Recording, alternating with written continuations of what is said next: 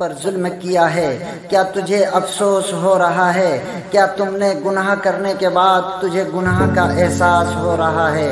کیا تو رب کی رضا چاہتا ہے؟ کیا اپنی گناہوں کی معافی چاہتا ہے؟ تو مایوس مت ہونا، لا تقنطوا من رحمت اللہ، اللہ کی رحمت سے مایوس مت ہونا۔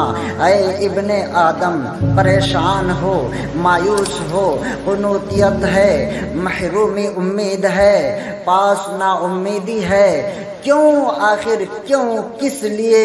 اے اشرف المخلوقات، کیا یہ مسلک توکل ہے؟ کیا یہ مسلک حیات ہے؟ کیا یہ مسلک ریاضت ہے؟ کیا یہ مسلک تصوف ہے؟ کیا یہ مسلک معرفت ہے؟ کیا یہ مسلک عشق ہے؟ اے احسن المخلوقات، تجھے نہیں پتا اس کریم کے بارے میں؟ اے اشرف المخلوقات، تجھے نہیں پتا اس رحیم کے بارے میں؟ تجھے نہیں پتا اس خالق کے بارے میں؟ تجھے نہیں پتا اس مالک کے بارے میں جو تیری رگ جان سے بھی زیادہ قریب ہے، جو تیری رگ جان سے بھی زیادہ قریب ہے، تو جس کو 70 ماؤں سے زیادہ عزیز ہے، تجھے بار بار کہتا ہے میرے بندے تجھ سے غلطی ہو گئی ہے، تجھ سے بھول ہو گئی ہے، تجھ سے گناہ ہو گئی ہے، کوئی بات نہیں، تجھے احساس ہے۔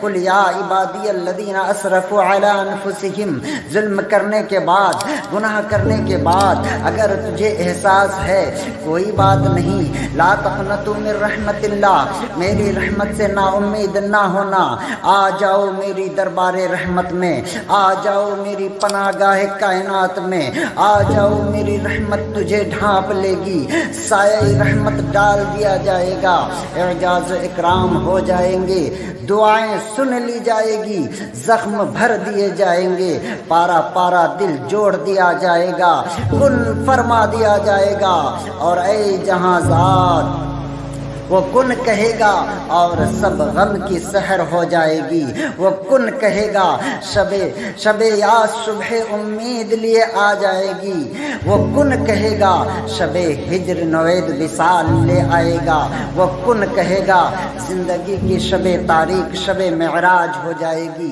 وہ کن کہے گا بخت خوابیدہ امیدوں کا سویرا بن جائے گا، وہ کن کہے گا تم گرتے گرتے سنبھل جاؤ گے۔ قل یا عبادی الذین اسرفوا علی انفسہم لا تقنطوا من رحمت اللہ۔